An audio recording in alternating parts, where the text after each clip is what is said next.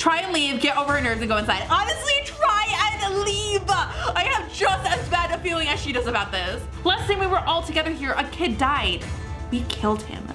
Hey guys, it's Gabriella and welcome back to another scary text message story. Oh my goodness, we are doing another episode of Reunion. If you have not seen the first two episodes, you can click the I right up there and it'll take you to the playlist, or it's down below in that first comment.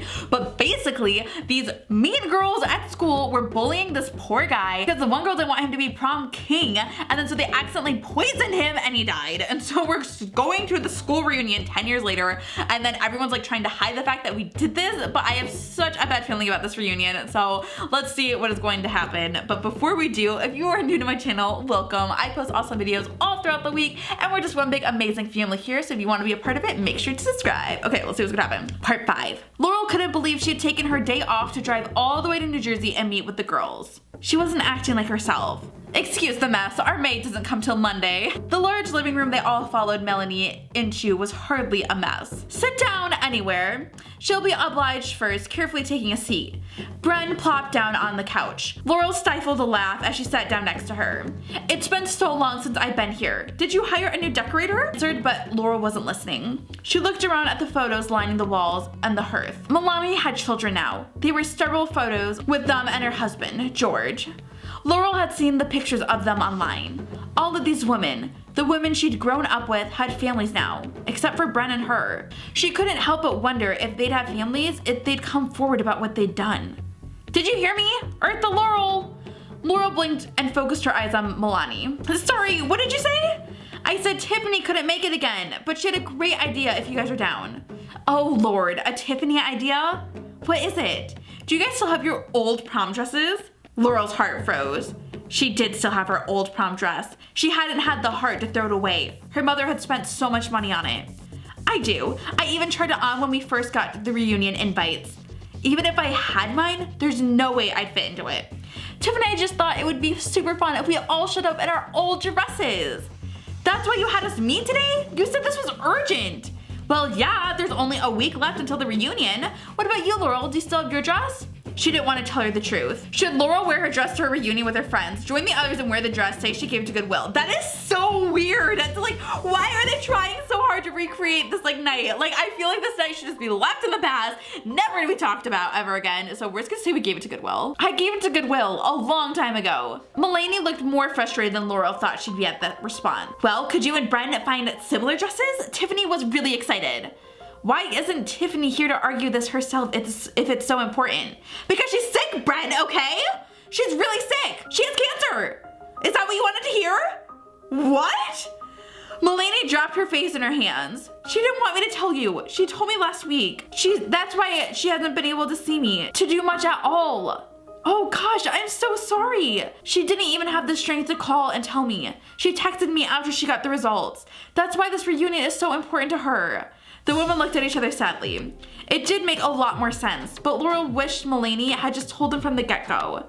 She didn't know what to say next, but she felt awful. When she finally spoke, she did so without thinking. Again. I lied. I still have the dress. I just didn't particularly want to wear it. It's still stained. Oh gosh. Well, maybe you could just find it in your heart to try for Tiffany, okay? She feels like her illness is a punishment for what she did or something. We can all definitely wear our dresses or the closest thing. She shot the others a look. Yeah, sure, we'll try for Tiff. They all looked at Laurel, waiting. Sure, for Tiff. She would have to have the dress cleaned. I mean, could they literally take out a stain from 10 years ago?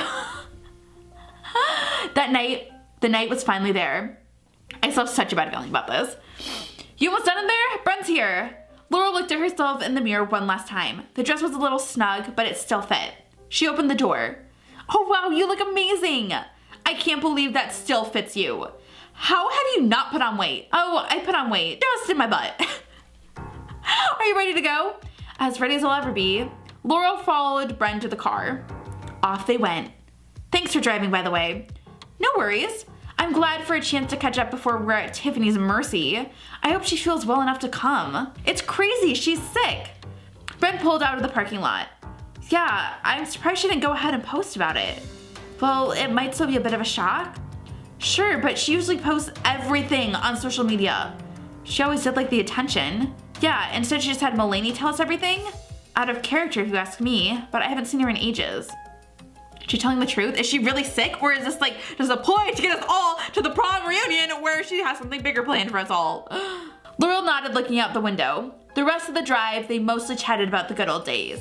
But Laurel's mind kept wandering back to what Bren had said, the strangeness over Tiffany's behavior. By the time they got there, her mind was all over the place. Well, here we are. The school looked the same. Laurel's hand shook.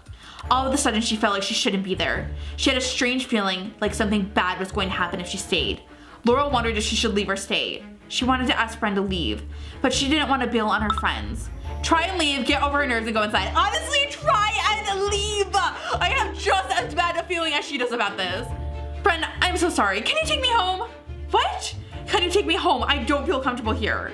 What does that even mean? I came all the way from New Jersey to pick you up. I just have a bad feeling, okay? Please take me home. We're already here, Laurel. You want me to turn around and drive almost 2 hours back? Laurel looked at the school. People filed in from the parking lot. She wondered if Damien was among them, looking for her over the sea of their old peers. You can't turn back now. You're pretty much the only reason I'm here. Okay, well then let's just both leave. I know, I'm sorry. It's all weird, isn't it? The theme, Tiffany's behavior. Why am I even wearing this dress? I swore I would never even look at this dress again. Slow down. Yeah, it's all a little weird. Life's a little weird, but we're here. Laurel hugged her arms around herself. Yeah, but what if something bad happens because we're here again? What if there's a reason we've all been drawn back to this place? That's what I've been saying. No, you just sound crazy. I'm serious. It feels wrong here. My hands won't stop shaking. What if we're cursed? It's PTSD, Laurel. Of course they won't stop shaking. Last time we were all together here, a kid died. We killed him. Darn it, I know! And I'm sorry, I am! But we made the choices we made and we're here now. So get out of the car and let's go find the girls. Laurel wanted to protest, but the stern look on Bren's face told her she wasn't going to be taking her home. If Laurel wanted to leave before Bren was ready, she would have to get her own ride. She nodded at her friend slightly and stepped out of the car. But she couldn't shake the feeling that something was there, waiting for her in the shadows of the school. Guys, what is this? I honestly don't even know. I am so like, Okay, I guess we will find out like in the next episode what is happening, because like it just seems like weird that like Tiffany is like, I just feel like Tiffany's behind all of this because she feels super guilty, because none of them actually ever like owned up to the fact that they did this. They keep saying that, oh, it's a mistake, we need to move on. But if they truly like wanted remorse for like what they did, they would have like gone to the police, they would have told his parents, like they would have dealt with the consequences of their actions. But now it's coming up to them and haunting them, and I feel like something very bad is about to happen. So I don't know, let's see in the next episode. If you guys want me to play it, let me know by leaving it down below in the comments for me to play the next episode, and by giving this one a big thumbs up. Until then, check out the awesome videos on the screen to keep yourself entertained, and I will see you guys later for a brand new video. Bye.